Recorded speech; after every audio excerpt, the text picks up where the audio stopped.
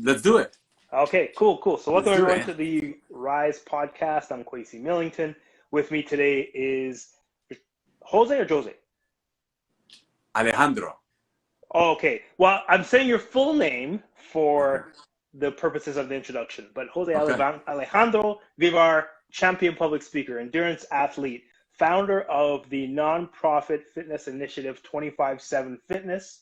He grew up in the Christie and Bloor Street neighborhood of Toronto.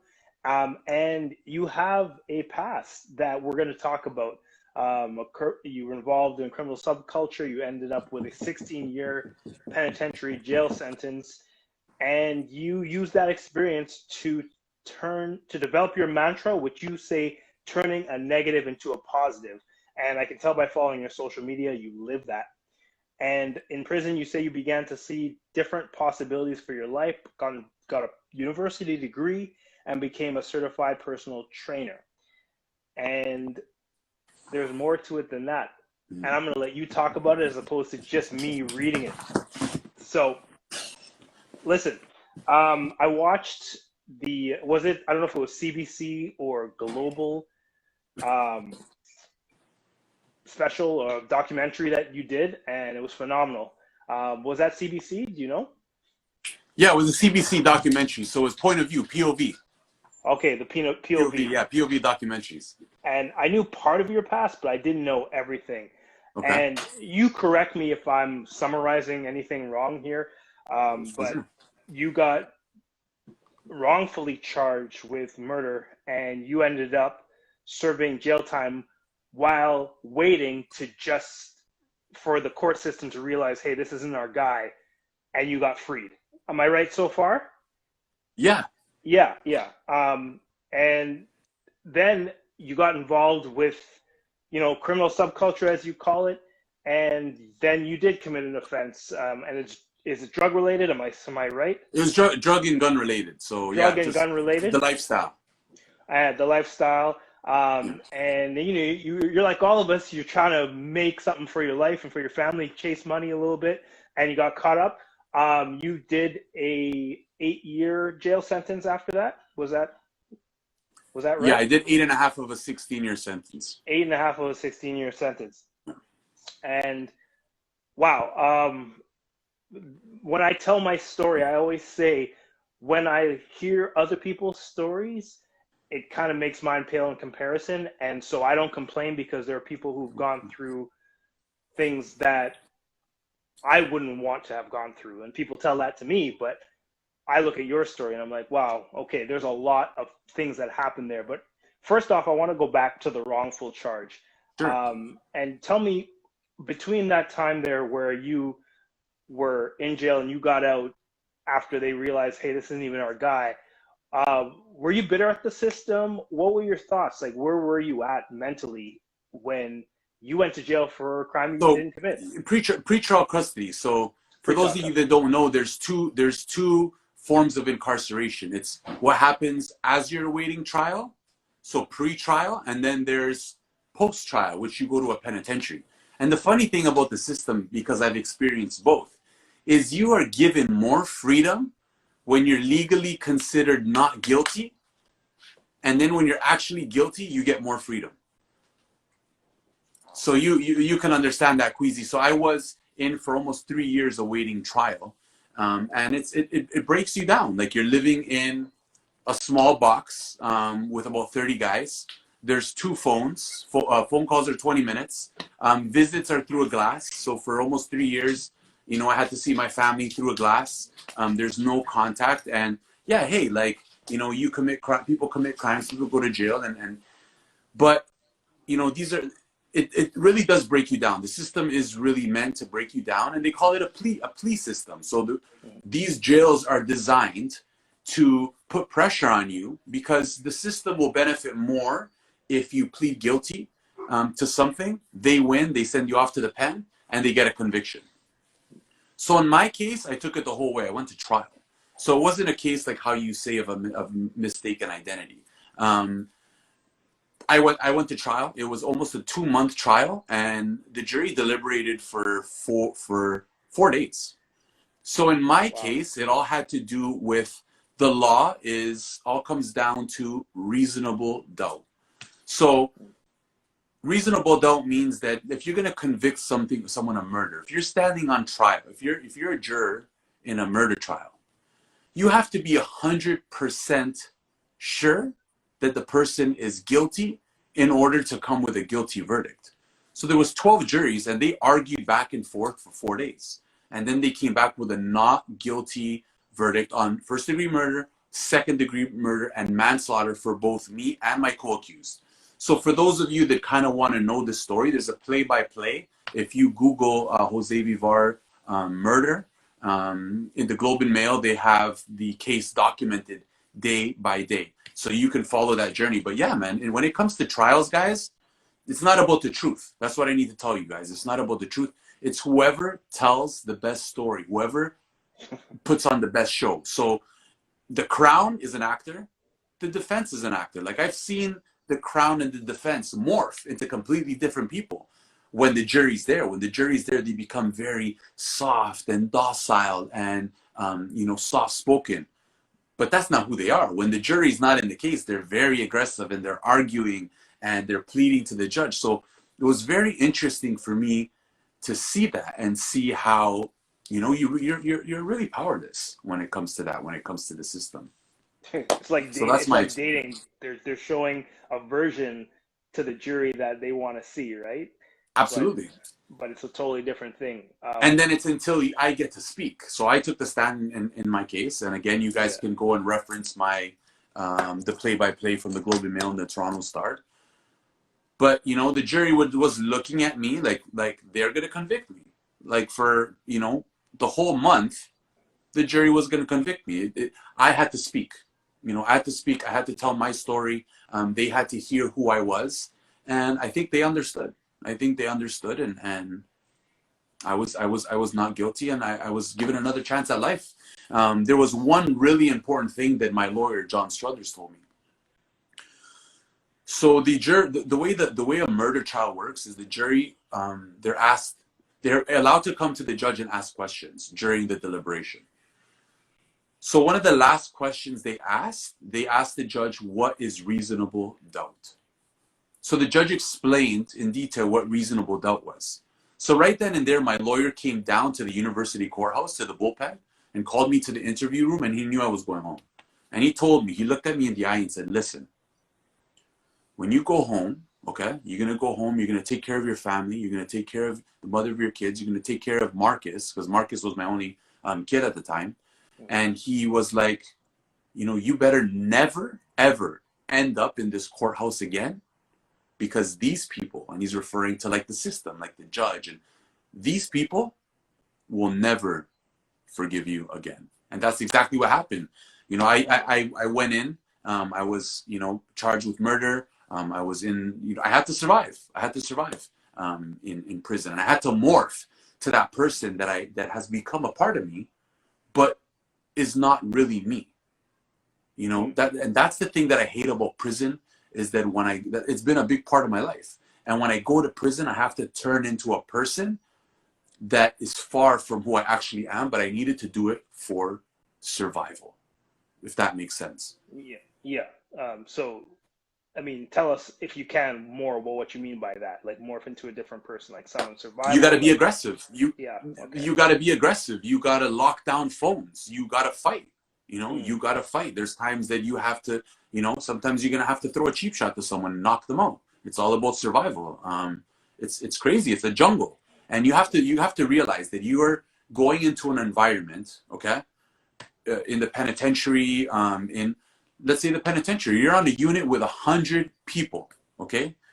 Some people have more money than others. Some people are big on the streets, but in jail, everything is equal. As soon as you put on those blues or that orange jumpsuit, you're stripped of your identity and you're the same as everybody. So there's a lot of egos.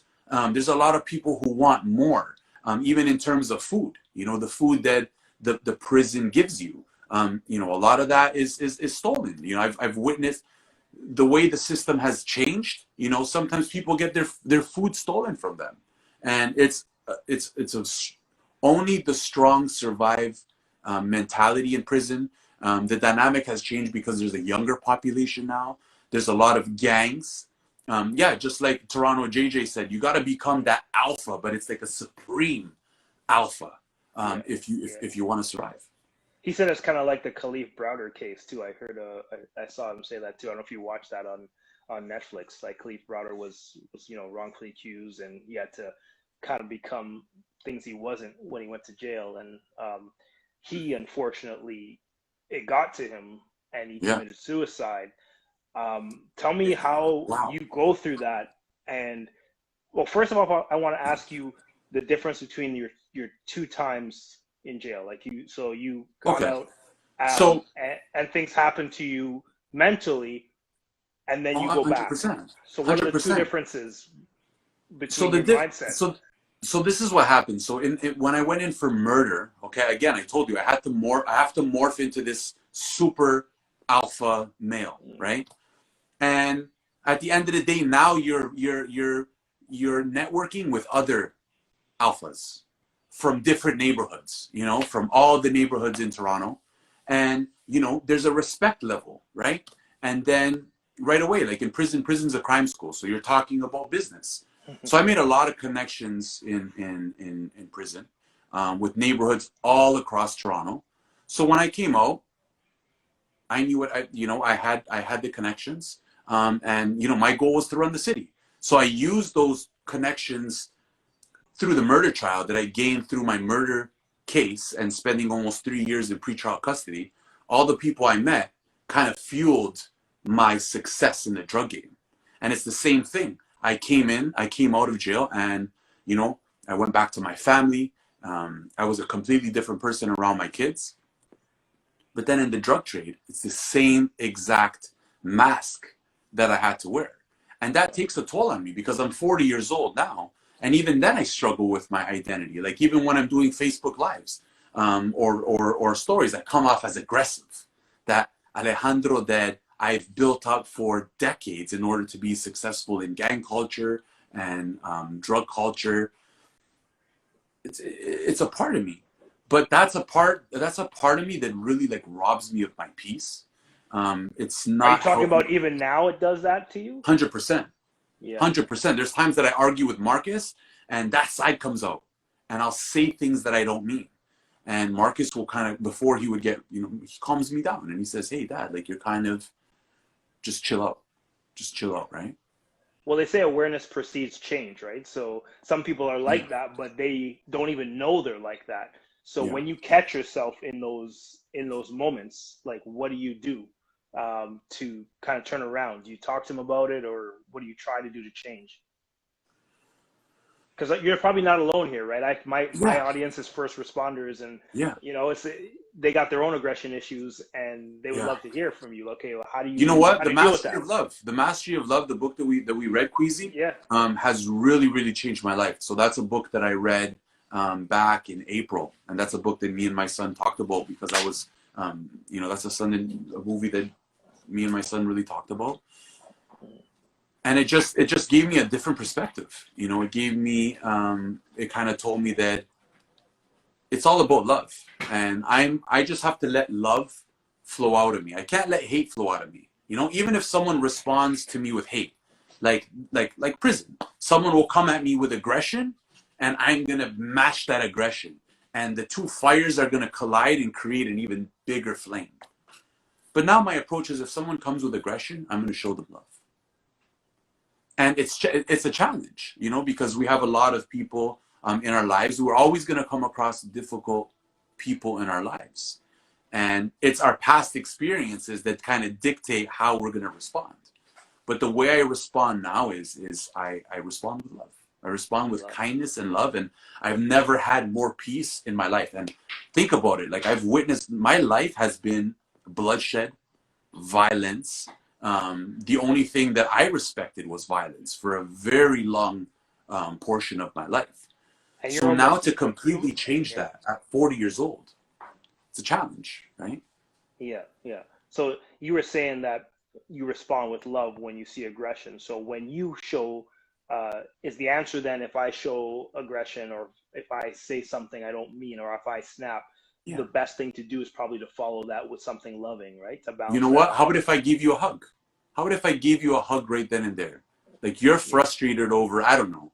Like over here, I live with 2 teenagers. So sometimes we argue about who's washing the dishes, or sometimes I go look in the sink and there's like an actual meal in the sink and no one cleaned the drain.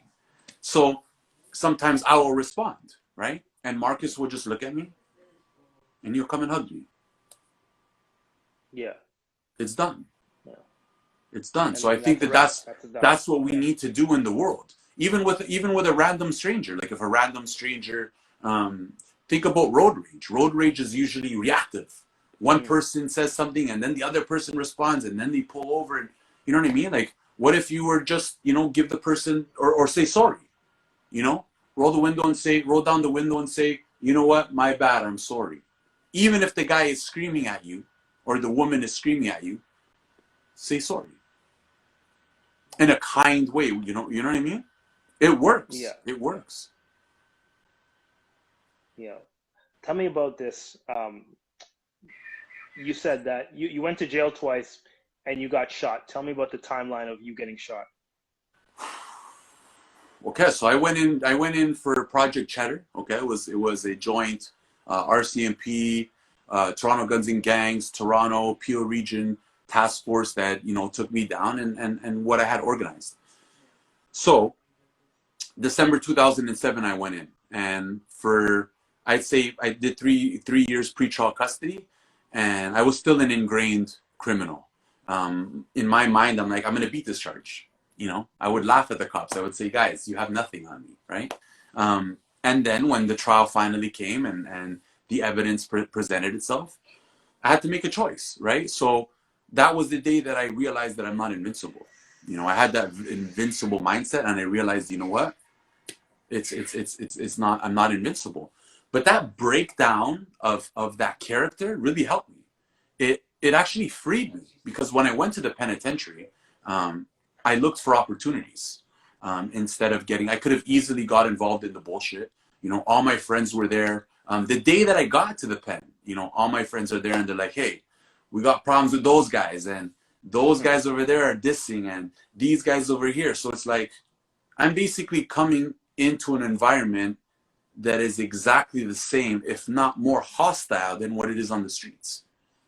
So I really had to challenge and separate myself. So, I joined book clubs. I went to school. I enrolled at Queen's University. I would do a lot of cell time and a lot of self-reflection time. So for a long portion, I went to the penitentiary in 2010, and my goal was to get parole because I had such a long sentence. So I ended up getting parole in November 2015, but because of bed space at the halfway house, I ended up getting released in March 2016. So Kwesi, you know how it is. You gotta wait for bed space and stuff. Sometimes you're waiting 3-4 months for bed space, which is crazy, because it's like, right? I got lucky. I had a place that had a bed, so. Oh, you're lucky. But I know. I know. There's guys waiting 3 months in the pen, guys. Like, you get parole and then you're still there, and you're waiting for a bed.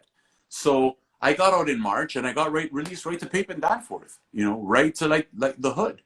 And I can't, and of course I was fearful, because I'm a guy that, I was involved in that life for a long time.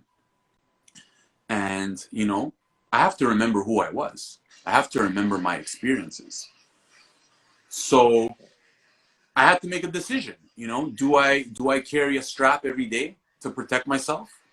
Or if I get caught with a strap, I'm getting 10 years anyway. My life is done anyway. Or do I take my chances? Do I try to stay on the right path, right? Not step on anyone's toes, and hopefully people will see that and not bother me. So it was a really, it was a test, and I really had to, I just wanted to believe in myself and not live in fear. So got a job at Good Life. I became a personal trainer in the penitentiary, got a job at Good Life in Pape and Danforth, and it was the best, Kwesi. Like, I can, think about it. I was in for 8.5 years, and now I'm in a healthy environment. Like, I'm talking to everyone at Good Life. I'm talking to random strangers, and it was the best. So I was just really high off life. So I'm like, you know what, man? I need to execute my plan. So this was a plan that I came up with in the pen to start off a nonprofit fitness initiative. So the way I wanted to promote it is by doing boot camps, pop-up boot camps at parks in the Toronto area. So the first parks that I chose was Christie Park. So it's right on Christie and Bloor. And that's where I grew up. That's where I did all my dirt. So I felt that doing my boot camps there would be really, really symbolic to the mantra, to turning a negative into a positive. So the first time we did a boot camp, 63 people showed up. Wow. And my heart, like, you know, I got so emotional because I thought I was just out for 3 months, and I seen my dream materializing. So Prison Pump was a success. We do it every Saturday at 8 a.m. and I'd have to promote on the internet. I would promote on social media. So, you know, people would reach out to me and say, hey man, like, be careful, you know, you're putting yourself out there and stuff like that. But in my mind, I'm like, you know what? I got to do this. I got to do this. But for sure, there was something in the back of my mind saying, there were always like warning, like there were flags going off in my head. And on Prison Pump 11, I felt it. Like, I don't even know how to explain it, guys. It was a gloomy day. Every Prison Pump was like a sunny day. That day was gloomy. It was almost raining. And I felt it, guys. And yeah, man, the guy came. He worked out with us. You know, we were always very inviting to drop-ins. So whenever we would see someone passing by, we'd say, hey, bro, come in, get in on our workout. Sometimes maybe we'd get them for like 10 minutes doing some hills and stuff. So we see this guy approaching in all black. And the same, like, we were very inviting. We brought him in. We get him into the circle. He didn't want to work out at first. The guy worked out with us for half an hour. And there was something in my mind that told me, you know what? I got to fucking tackle this guy. And I was going to tell two of my friends, like, hey, like, honestly, this guy's acting weird. Let's just tackle him and see what he's doing. But again, I wanted to challenge that fear. I wanted to challenge living in that fear. So I just let it ride. Let it ride. Is that tackling him to see if there was a weapon on him? Is that what you... To disarm him, yeah, like to disarm him or something. Because the old street smart me was saying, hey, this guy right here, he's up to something. He's up to something. But then the guy that I wanted to become, the guy that I actually am, didn't want to live in that fear. You know, again, like I said, I wanted to live in love. I wanted to live in peace. How am I going to have peace if I'm always watching my shoulder, or I'm always checking guys and looking at their waist to see if there's a bulge there? So I didn't want to.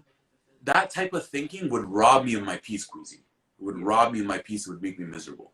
So, yeah, buddy opened fire on me, man. Before he shot me, he said to the person next to him, he's like, I'm going to regret this. I'm going to regret this, because he heard my story. And he came and he pointed the gun and he was holding it like this twice. And then he aimed lower 3 more. Wow. And it was crazy. Like, I couldn't believe it. Like, I thought it was a joke. Thought it was a joke until, you know, the 5 shots wore off and he went running this way. And then I'm like, you know what? It's real. And I smelled the gunpowder and I was leaking. I was leaking out of my back, leaking out of my chest. It was ridiculous. Wow. Yeah. Yeah. I need to pause there for a second. Yeah. Did you find out who this was? Was he related to someone you dealt with in the past? No. Like, so from what I hear is that he, you know, was somebody who paid him to come in and do that. It was a young kid. He's never been apprehended. You know, like I said, he was wearing all black. He was wearing glasses. You know, the police can identify them. And even in that, like, the police were like, even if we were to identify him, you know, I would have to take the stand. I would have to point him out. And that's something that I'm not comfortable with. I'm not trying to go back into that life. Like, to be honest, I forgive the guy. Like, if anything were to ever happen, like, I forgive the guy, right? That's nice. How do you reach that point? I mean, you reach the point where, okay, I'm forgiving him. I don't want to be part of that life. I start something positive. I'm in jail. My boys are saying, come here. And I'm reading books, getting Queen's University degrees.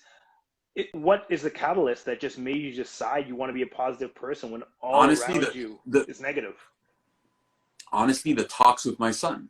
You know, the talks with my son every day, talking to him from a prison payphone for an hour, and just seeing just the love for my kids, to be honest. They were the prime. And there have been times where I have wanted to seek revenge, or I have been very bitter and angry. You know, think about it. I got shot. in my mind, it's like, okay, these guys never succeeded. They might come again. So maybe I have to do something preemptive. And it's my son that always kind of talks me out of it, you know? He talks me out of it, and he's like, you know what, Dad? Like, what's going to happen if you go and do something, you know? What's that going to do to us? What's that going to do to the family? What's that going to do to all the progress you've made as someone who's really, really trying to change? And you're inspiring people through that change, you know? Like, any real guy who's been through, you know, what I've been through and sees this, you have to respect it, man. Like, if I see someone that I know was heavy in the streets, and now I see them really searching for that peace, and guys that are in the game understand this, right? We just want peace. That's all we want. We just want peace in our lives, because, yeah, man. So it's my kids. You know, my kids really changed my life, and especially Marcus, my 19-year-old, who's going to be 20 in a couple weeks. Well, happy pre-birthday to him. I wanted to ask you. You said that, you know, you have this thought in your mind, and someone had asked it here too, that, okay, your instinct tells you to do something because something might happen, and then the other part of you is like, let it go. Do you still have those warring voices, and how do you balance it? Like, how do you balance it now when you have those two thoughts in your mind? Even if it's not about crime, but just about even if it's not about someone that's going to shoot or something like that, but if you just have those voices in your mind, you know, one says something may happen, and one says, okay, no, let it go. How do you balance it, that war? You know, I'm a huge advocate of you know, mental health counseling, and that's also something that's really changed my life. So every Monday I have an appointment, and I still battle with those thoughts. I still battle with thoughts of retaliation. I still battle with thoughts of hate and violence. And that's something, I think, just talking to people about it. Like, you need to find trusted people in your life to be able to talk about it and express these emotions and vent and get it out, instead of going and actually doing the act, if that makes sense. So mental health has helped me. Every Monday is a reset for me. And I don't know where I would be without those Monday sessions. And, you know, that's something that I want to continue to advocate too, like, for people who have lived that life. You know, even in the penitentiary, you know, mental health counseling is looked upon as a weakness, you know? So people will see you going, they'll be like, hey, where are you going? And some people will lie and say, hey, they're going to see their PO, or they're going to visit or something, when they're actually going to counseling. And that's something that's really changed my life, and giving me coping mechanisms, have given me tools. So I get panic attacks sometimes when I think about it.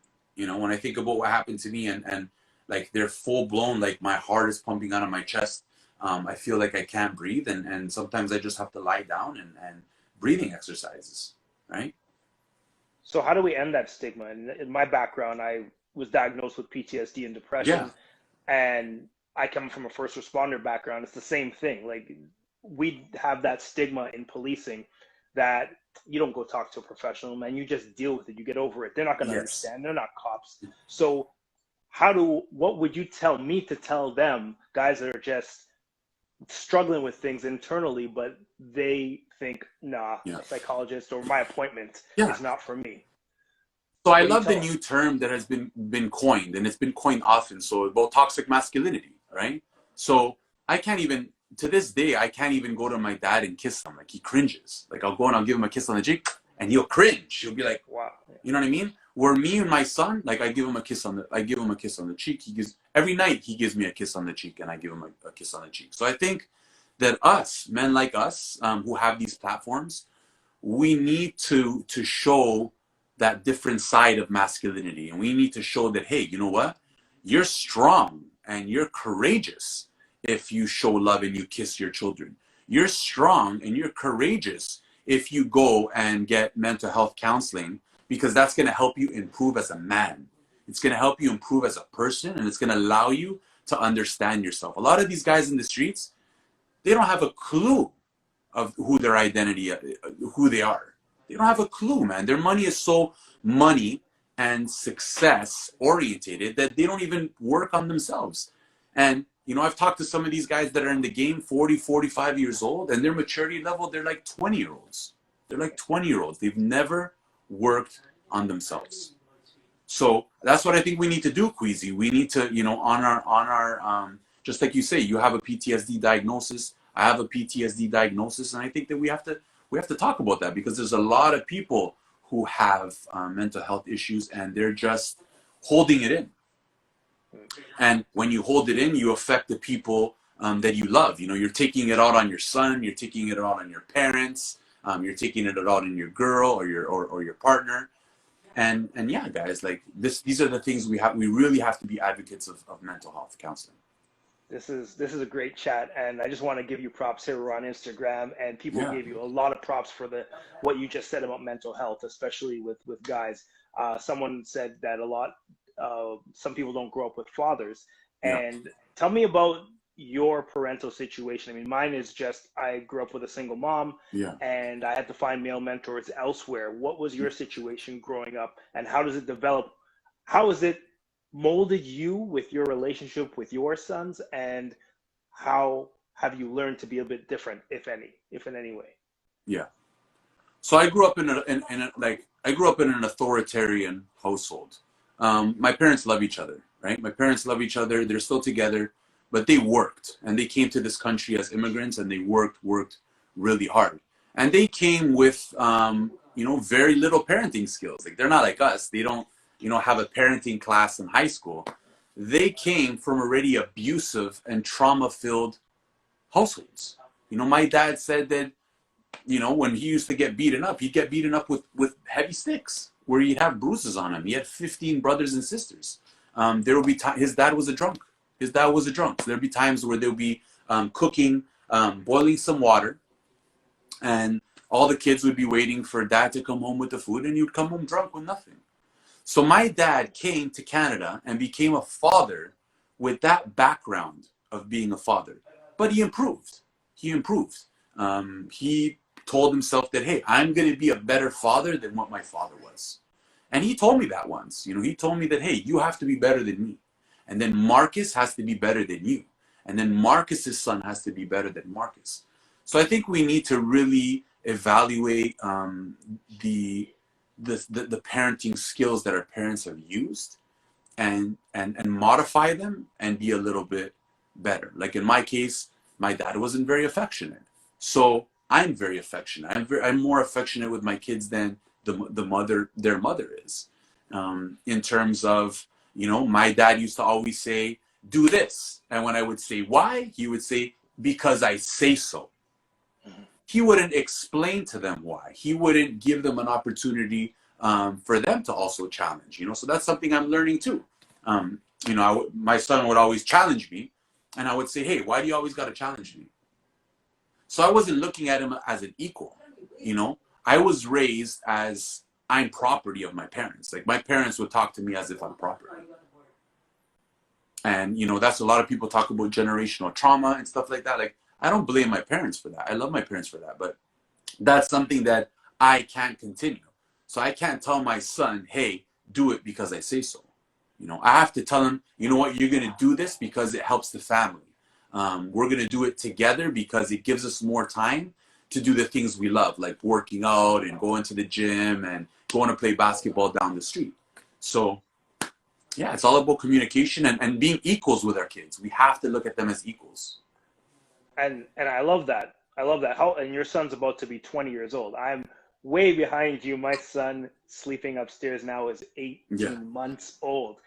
How do I balance the treating him like an equal and respecting him as a human being without letting him get too much control? Because there are going to be times when I'm going to have to put down the because I said so. I'm going to have to end a conversation that way at certain times. Yeah. How do I make sure that I don't become too authoritarian and keep that equal footing as well, right? Yeah. These are really good questions. I think our kids got to be our best friends, and respect. Just like Marcus just said, respect is key. Okay. So even with your child, how old is he now? 18 months, not even talking. Okay, he's 18 months. As soon as he's able to communicate, Kwesi, I think you got to talk to him like he's big. Like, I am a strong advocate. Like, I don't, Latino parents baby us. You know, you're a baby till you're like 10 years old. Like, they'll talk to you in baby voices, and it's nice, but I think that doesn't, right there, you're always being told that you're like a baby and you're small and you're beneath them. Whereas, you know, if I were to have a child now, by the time he's 2, I'm going to talk to him as if he's an adult. I'm going to talk to him as if I'm talking to you. And I want my son from an early age to be able to come to me with anything, you know, if he's done drugs, you know, if he's been promiscuous, if he needs to know, you know, hey, Dad, how do I make a girl come? I want him to come to me instead of going to, you know, some knuckleheads down the street, or we cover going everything on this podcast because it's real stuff. Yeah, it's real stuff, man. You know, yeah, I asked my son, hey, man, do you wear condoms? Like, did you wear a condom that time? Like, you know, it's about having that open communication, and that's something I never had with my dad. I couldn't call my dad and say, Dad, I'm drunk, come pick me up. I couldn't tell my dad that, you know. So I think that's key, because, you know what, our kids are going to make choices. We can only do so much, but our kids are going to make choices. Some of them may be wrong, and we have to understand that in order for them to learn, they're going to have to learn these lessons on their own sometimes, right? Because even you, Kwesi, like, you never know, right? Yeah. You never know. Wouldn't you rather know what they're doing than not know what they're doing? Oh yeah, absolutely. I want to have an open relationship with him, and Yeah. I love what you said about talking to him, you know, like he's older right off the jump, because then I'm not babying him, and I'm treating him like an equal. And respect, as your son said, is the key for the whole life. And I like what Crystal just said, that, do you think I'm like that because I built a relationship through a jail phone? And absolutely, I got to know my son as an equal. You know, talking to him, like, who talks on the phone with their kids for hours nowadays? Who? Like, the way society is now, I feel like the art of communication is dying. Like, even with my partner at the time, being able to talk to her on the phone, from a jail phone, for 2, 3, 4 hours really helped our relationship blossom and really allowed us to get to know each other. In the real world, we're too busy to do that. Who's having a conversation? Time, right? Pardon me? You still got to carve out that time, right? And you have to carve out the time, but all you had was time when you had that phone, right? And that's something that I should continue. And sometimes, you know what, there's times that I don't have these talks with my son, but then there's times that we talk for an hour or 2 hours. So yeah, it's about having conversations, and again, talking to them as their equals. You know, like, there's a lot of parents that they don't want to talk to their kids about, you know, about sex, or they don't want to talk to their kids about just like issues like that. And you have to. Well, they're going to learn it from somewhere, so they better learn it from you, right? Yeah. So let me just switch gears a little bit here. Where does speaking fit into this for you? Like, for those of you who are on here, the reason I know Alejandros through Toastmasters, we both met through the speaking organization, and we've become friends since. But where does this fit into that, and why is it so important to you? Because I know speaking is an important part. It's very important to me, but I feel like even the viewers that are watching right now, guys, like, the way we communicate in life is changing. You know, a lot of it is on internet. A lot of it is, you know, doing podcasts and Instagram lives like this. And it's very important for you to be comfortable speaking. And the way I look at it is, I'd rather be someone who produces content than someone who's scrolling. So I'd rather put out an hour of work where people are watching, instead of me watching and liking other people's posts for an hour, right? Why is it important for us to communicate? It's important for us because, well, for me, this is what I want. This is my passion. So this is what I want to pursue as a career. I would love to do, you know, start a speakers bureau and go to schools. I have talked at high schools, so I've kind of learned that business, and I would love to you know, go across Canada and talk to kids, you know, do fitness boot camps and stuff like that. So speaking, being confident, this is not something that you're born with. I don't think anybody is born being comfortable speaking on camera or speaking in front of 800 or 1,000 people. So it's something that takes practice, practice, practice. And for those of you that don't know what Toastmasters is, it's an international speaking organization built of, there's a lot of young professionals. So if you guys are interested in improving your confidence and improving your public speaking, I advise all of you guys to Google it and join a local club. That's how I met Kwesi. I've met some of the best people and lifelong friends that have my back through this organization. So, you know, with my speaking, I want to tell my story. My son's right next to me. He also wants to be more confident speaking. Here's Marky right here. He also wants to be more confident with his speaking. And yeah, you know, I want to write my book. I feel like I have a very, very interesting story to tell. And you know, I want to figure out a way to monetize that, you know, monetize that creativity to you know, help my family to advance, but at the same time help people and spread awareness. Yeah.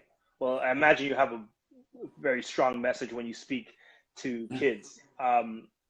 What's your main message that you would tell them when it comes to speaking?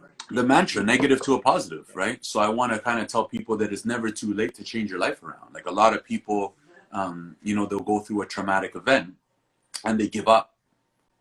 They give up, or, you know, something happens. They make a mistake. They make a mistake and they feel that that mistake or that choice is going to dictate the rest of their life, which is completely bogus and false. And Kwesi, you know what I'm talking about. Yep. It's about just going, guys. Like life is like this. This is how life is, right? And it gets to a point where you want these downs, because these downs are going to make you strong. These downs are going to make you approach it like a beast, and you're going to be fearless, and you're going to understand that these downs is what's going to cultivate that energy inside of you to just bring it up. Yeah. So yeah, negative to a positive. Like I'm using my story to say, hey man, like I'm still here. I'm not going to let no one tell me who I am. I'm not going to let no one paint my narrative for me. I'm going to tell my story. And is that what you would tell someone, let's just say, okay, the younger version of you? What would you tell the younger version of you, that person that's just getting started down the wrong path? What would I tell the young me? Yeah. What would I tell the young me? Damn, but that's the young me wouldn't listen. The young me he had to go on that path. Like, you know, anyone, like a guy who's been through everything. And like if I approached the younger me wouldn't even respect me. The younger me would say, yeah, whatever. Yeah. But he's still going to go on his path. And that's what I was telling you about, you know, our kids.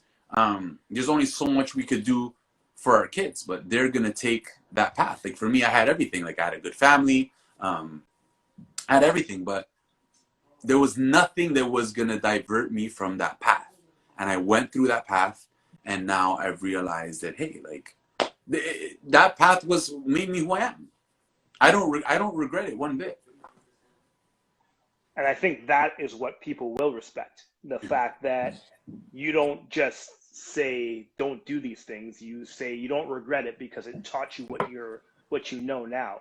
And you have the credibility of going through that. And so I do hope you write that book, and I'm gonna be there. You let me know when it comes out. I'll be first in line to buy it, just so you know. Kwesi, thank you. I appreciate that, man.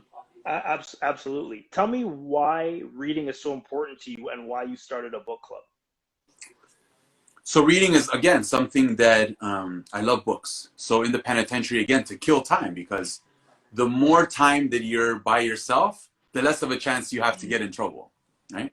So I really got into books. I started reading John Grisham books, you know, crime books. I got into the James Patterson, got into Stephen King, and then I started reading, what's the guy that wrote The Notebook?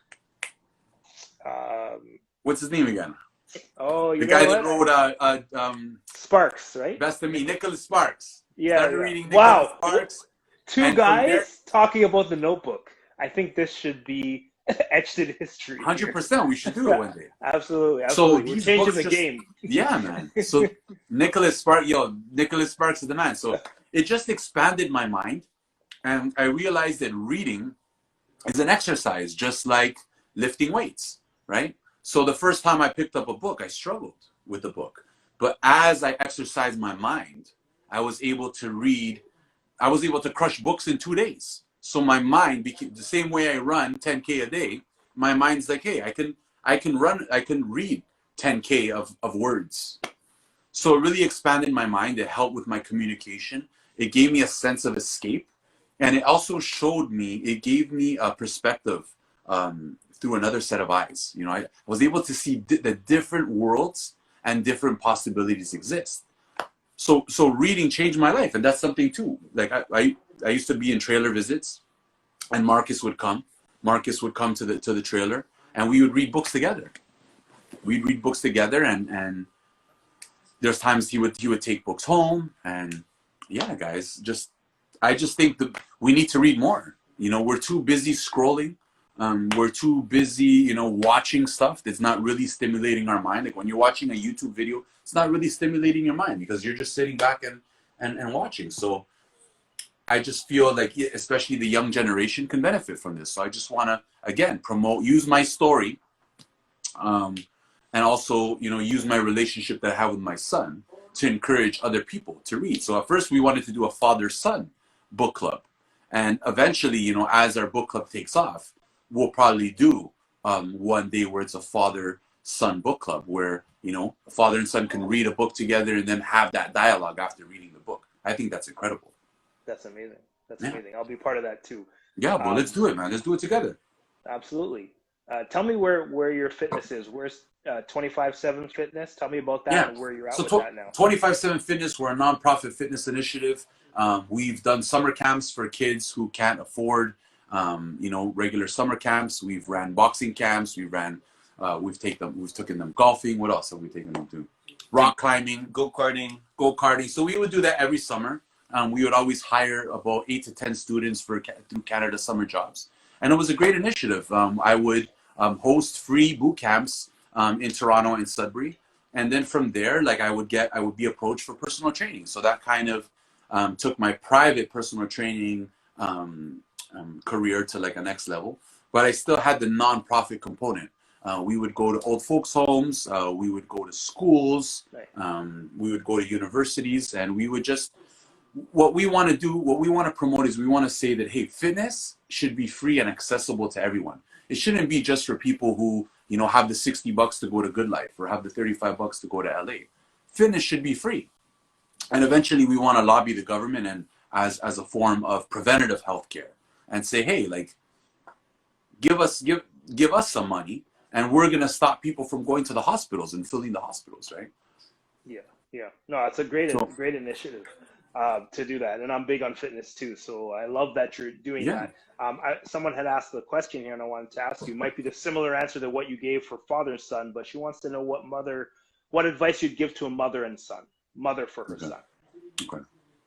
Again, I think the mother and son have to be, you have to change the dynamic of your relationship and you have to become best friends with your son. And when I say best friends, it means the main thing is being non-judgmental, because I think both, I have a Latino background, so we all kind of go through the same stuff. I'm not sure if it's probably the same for, you know, where are you from? You're like from a small island? It's Caribbean, right? So Trinidad and Barbados. It's similar. So even like me and Marcus, how we work out, or we go to a club together, you know, we get a booth together at a club, and you know, sometimes, you know, we have a group of women around us and stuff like that. Like some people will view that as, they kind of look at it as weird. But in my mind, I'm like, you know, why is that weird? At the end of the day, I'm here with my son. I'm enjoying a bottle with my son, and we're having fun and we're communicating and we have each other's back, right? Yeah. So I think for the mothers who are watching and even single mothers, you have to kind of erase the whole definition of motherhood that's been instilled to you by your parents. And you need to become your son and your daughter's best friend, because if you don't, you're pushing them away. You know, if you don't, I don't think you should ever tell your son no. No is something you should never tell your daughter or son. You need to explain to them and then allow them to make that choice. But maybe explain to them the pros and the cons of, who knows, having unprotected sex, or trying weed for the first time, or going to a rave, or, you know what I mean? Like, you have to really give them the pros and cons. You have to also lead by example, but you have to ultimately let them make their own choices. And you can't punish them for when they make mistakes. And I love that too, because I grew up in a household. My mom was very religious, and so it was, you know, yes or no, black or white. And I said that I'm not gonna do that with Phoenix. It's gonna be like, let them know pros and cons. I'm like, listen, I've done drugs. Here's what you need to know. If you do decide to do them, this is what can happen. You're gonna do your own thing at the end of the day, and you're letting them know, this is, I know you're gonna do your own thing at the end of the day. All I want to do is give you as much information as possible before you make the choice you're going to make anyways. I love that, man. We might have to do a parent IG live every month or something like that. Yeah, bro. Then get everyone on there for sure. Yeah, everyone. Yeah, absolutely. I mean, as we learn, we're just share with other people. I don't want to say that we're the experts here. We're not professionals, but we have lived experience, right? 100%. Like, think about it. So when you get in trouble, like, you're dreading telling your parents, because you know they're gonna freak out, right? Yeah.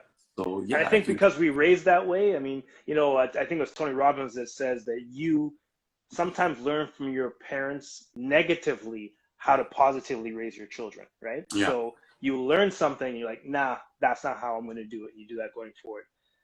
Listen, man, I want to thank, everybody who came on. I know a lot of it's from your community here on Instagram, but if you're watching on YouTube or listening on Apple, or what's the other one? Spotify. I'd like to thank you very much, Alejandro, for coming on.